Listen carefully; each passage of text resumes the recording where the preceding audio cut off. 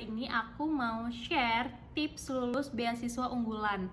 Jadi tahun semalam aku itu daftar beasiswa unggulan periode tahun 2021. Nah, jadi aku mau share nih informasi tentang beasiswa unggulan.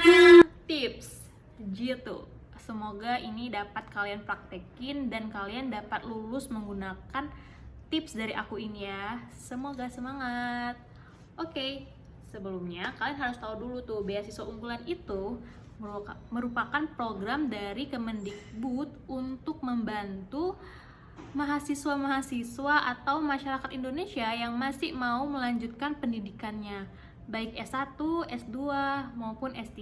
Dan beasiswa unggulan ini khusus dalam negeri. Jadi, semua kampus yang diberikan beasiswa unggulan ini kampus yang ada di Indonesia. Kira-kira kampus mana aja nih yang bisa dipakai atau yang bisa dapatkan beasiswa unggulan? Nah, ini dia enaknya beasiswa unggulan. Semua kampus bisa. Yang penting dia itu minimal akreditasnya itu B, mau swasta maupun negeri. Oke? Diingat ya, teman-teman. Oke, masuk ke tips lulus beasiswa unggulan. Yang pertama, perhatikan administrasi yang dibutuhkan. Kalian semua harus melengkapi apapun itu administrasi yang diminta. Baik KTP, ijazah, ataupun transkrip nilai, kalian harus masuki sesuai apa yang diminta. Terus, beasiswa unggulan ini membutuhkan namanya sertifikat prestasi. Nah, bagaimana nih prestasi-prestasi yang boleh dimasukkan di link pendaftaran. Jadi, kalau informasinya dari web itu kegiatan nasional. Tetapi kalian jangan khawatir. Prestasi apapun yang pernah kalian ikutin, baik di tingkat kecamatan, kabupaten, wilayah, kampus, antar kampus, atau manapun itu, yang penting kalian pernah mengikutin perlombaan ataupun segala sesuatu yang menghasilkan atau yang memberikan sebuah prestasi bagi diri kalian, kalian harus masukkan ke dalam link pendaftaran. Boleh 1, 2, 3, terserah, yang penting ada yang kalian masukin. Kenapa administrasi ini penting? Karena melalui administrasi inilah kalian itu dilihat kelengkapannya. Jadi kalau ada yang kurang nih, langsung auto ke out gitu. Jadi sebisa mungkin, semaksimal mungkin lengkapi dulu administrasinya. Jadi kalian dapat masuk ke tahap selanjutnya. Nah, di administrasi ini kalian itu diminta membuat esai dan proposal. Nah, esainya ini apa? Jadi esainya ini kalau aku kemarin itu ditanya apa kontribusi kita terhadap Indonesia. Kalau dipikir-pikir, apa sih kontribusi kita terhadap Indonesia?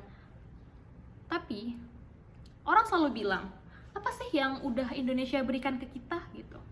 No, jangan pernah tanya apa yang orang berikan ke kita, tapi selalu ingat apa yang sudah kita berikan ke orang lain.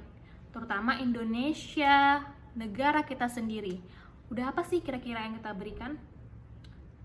Kalau dilihat-lihat, mungkin pernah. Walaupun sekecil apapun, contohnya apa sih contohnya gitu? Kalian pernah nggak ikut aktivitas peduli lingkungan misalnya, atau sosialisasi hidup sehat gitu, atau mengabdi ke suatu desa, suatu tempat yang terpencil? Nah, itu salah satu yang sudah kita berikan ke Indonesia. Bukan sebuah hadiah atau apa, tapi berbagai kegiatan-kegiatan kecil yang sudah kita lakukan untuk memberi ke anak-anak yang ada di Indonesia. Itu termasuk salah satu isi esai aku kemarin. Jadi selama kuliah, aku itu dulu beraktivitas di keorganisasian. Jadi di organisasi itu kegiatannya itu baik sosial, mau masyarakat setempat, kampus, maupun orang yang jauh di sana, misalnya perkampungan gitu. Nah, kita masukin aja, kita ceritain kita udah ngapain aja. Udah membuat perpustakaan berjalan kah bersama tim gitu. Tetap ya dikasih tahu timnya.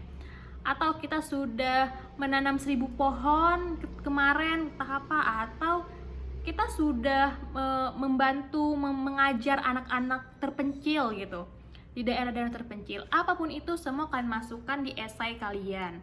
Jadi selagi sekarang masih ada waktu, habiskan waktu kalian dengan kegiatan sosial. Nah, itu bisa kalian ceritakan di esai kalian.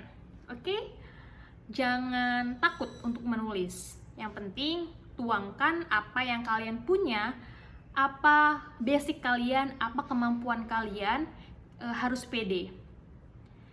Apapun itulah pokoknya kalian sampaikan aja ke esai itu, karena cuma ditanya apa kontribusi kita ke Indonesia. Mengajar orang itu sudah salah satu kontribusi kita untuk mencerdaskan kehidupan bangsa. Ya enggak. Oke, itulah untuk esai. Terus kita diminta membuat proposal. Nah, kenapa kita harus membuat proposal sementara kita juga belum berpikir untuk membuat proposal apa? Kalau untuk melanjutkan jenjang pendidikan, kita tuh memang harus punya dasar pokok pembahasan kita mau ngapain, di kampus itu kita ngapain, kenapa memilih kampus itu, terus apa korelasinya dengan S1 kita gitu. Nah, jadi kawan-kawan itu harus menuangkan pertama latar belakang. Jadi format proposalnya itu bebas. Yang penting di dalamnya itu latar belakang, alasan memilih kampus itu, alasan memilih jurusan itu, jurusan itulah ya kan. Terus apa kaitannya dengan S1, terus apa judul untuk tesis nanti gitu. Jadi itu semua kita buat, kita tuangkan, walaupun belum jelasnya judul itu akan kita buat ke tesis kita, tapi kita harus punya gambaran. Minimal mereka melihat bahwa kita adalah seseorang yang memiliki perencanaan yang matang. Jadi mereka menganggap bahwa mereka tuh nggak sia-sia ngasih beasiswa ke kita, karena kita adalah orang yang mempunyai visi, misi, tujuan hidup yang jelas gitu. Jadi bebas sih kalian mau nulis apa aja, yang penting korelasinya itu jelas antara S1 dan S2, atau dari kalau daftar beasiswanya S1 ya kenapa jelas aja lah kalian itu mau buat apa proposalnya nanti di akhir semester gitu. Terus di situ juga diminta pendanaan selama kita kuliah. Jadi kalau hitung kasarnya ya, kalau kuliah itu yang kita butuhkan itu uang kuliah yang pastinya ya, uang kuliah, terus biaya kos, biaya kehidupan sehari-hari, sama uang buku gitu. Nah, kebetulan memang di beasiswa unggulan ini mereka hanya membiayain uang kuliah, biaya hidup, buku, itu doang. Nggak ada pendanaan akhir tesis atau tuh nggak ada, itu cuma 3 itulah. Nah, jadi kita tuangkan aja tuh di semua di situ. Pembiayaan kita berapa? Mau hitung kasarnya tuh terserah kalian sih mau buat berapa gitu. Tapi bagi mereka, ya yang mereka kasih tuh segini gitu. Kalau kalian buat segini, ya nggak apa-apa. Tapi mereka kasih segini gitu. Itu dia. Pokoknya di proposal itu kalian bisa tulis apapun, berapapun, gitu ya. Terus yang paling penting di administrasi itu sih prestasi kita udah ngelakuin apa aja, menang apa aja. Terus ada juga sertifikat kompetensi kita, misalnya ikut pelatihan komputer, pelatihan bahasa Inggris, atau pelatihan memasak, pelatihan apa yang intinya itu skill kalian masukin aja, karena dia ada ruang-ruangnya. Dan proposal, esai, terus satu lagi itu TOEFL. Jadi kalian harus siapi TOEFL kalian sebaik mungkin. Don't worry, TOEFL berapapun kalian masukin aja gitu. Yang penting kita tuh udah memenuhi administrasinya, itu ya, untuk administrasi. Terus yang kedua, yang penting itu ketika kita udah lulus di administrasi, kita akan masuk di tahap wawancara. Perlu kalian ketahui, wawancaranya tuh nggak serem-serem banget teman-teman, nggak ditanya yang ngeri-ngeri gitu. Maksudnya wawasan itu ada, paling wawasan kebangsaan lah, minimal kita tahu Pancasila, kita tahu undang-undang, karena kan selalu kita bacakan undang-undang 45 setiap upacara ya. Terus yang paling penting itu ketika wawancara kita ditanya kita udah ngapain aja gitu. Berarti kan itu berkaitan dengan esai kita kan. Nah, sebelum wawancara jangan lupa tuh dibaca-baca lagi esainya sama proposalnya. Jadi ketika wawancara yang kita omongin sama yang kita tulis tidak jauh berbeda. Walaupun mungkin berbeda sedikit-sedikit gak apa-apa. Namanya kita mungkin lupa-lupa sedikit lah.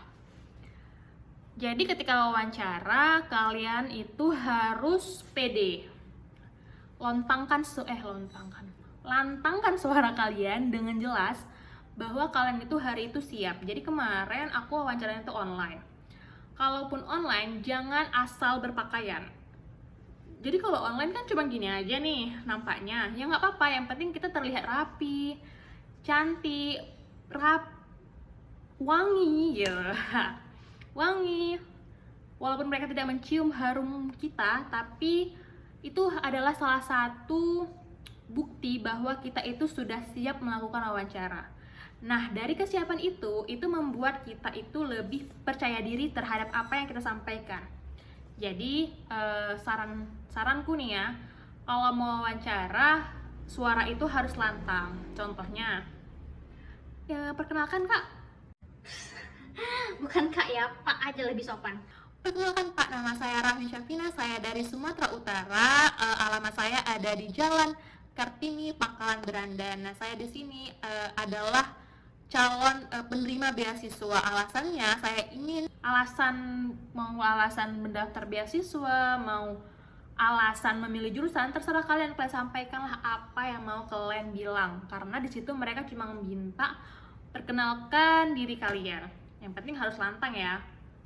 Terus ketika ditanya itu kalian bilang aja, saya itu selalu aktif di kegiatan ini. Jadi selama kuliah saya melakukan aktivitas positif bersama teman-teman baik kampus maupun di luar kampus untuk memperhatikan lingkungan pendidikan sekitar gitu. Apapun itulah pokoknya. Dan jangan lupa kelebihan kalian harus ditonjolkan, bukan sombong guys, karena di situ pas wawancara nggak ada orang lain. Jadi cuman ada pewawancara dan kita, jadi kita bebas sharing apapun tentang diri kita. Jangan takut ya, karena kita itu ingin orang tuh tahu kelebihan dan kekurangan kita ingin diterima. Jadi mereka berharap kita itu nggak ngasal, maksudnya nggak ngasal dalam menerima beasiswa itu. Itu sih yang penting ya, harus pede. Karena kemarin pas wawancara tuh aku tuh pede banget, maksudnya debar tuh pasti ya debar, tapi karena kita nggak jumpa langsung nih, serasa tuh agak sedikit mengurangi beban. Jadi kita ceritanya enak gitu ya teman-teman. Terus yang penting sopan sih, setiap yang kita bilang itu jelas, akurat, dan terpercaya. Kita jangan deadline kali, tapi jangan awal-awal kali juga nggak apa-apa. Itu sih tips atau sedikit sharing saya untuk kawan-kawan ketika ingin mendaftar beasiswa. Beasiswa apapun, yang penting kalian harus memenuhi segala administrasi yang dibutuhkan dan percaya diri. Ketika menulis juga jangan copy paste atau plagiat punya orang. Jadi kita mulai aja nulis sendiri gitu. Hal itulah yang membuat nilai kita menjadi lebih terpandang dan lebih ternilai. Oke, itu aja tips gitu yang bisa kalian tiru untuk mendapatkan beasiswa unggulan. Nah, informasi ini tidak terbuka untuk umum loh. Oke. Ya kira-kira seperti itulah ya. Terima kasih teman-teman sudah menyaksikan video YouTube saya kali ini. Tetap setia di sini menyaksikan segala video saya. Semoga saya atau aku sih tadi nggak mut-mutan dalam mengupload video. Terima kasih, dadah, assalamualaikum.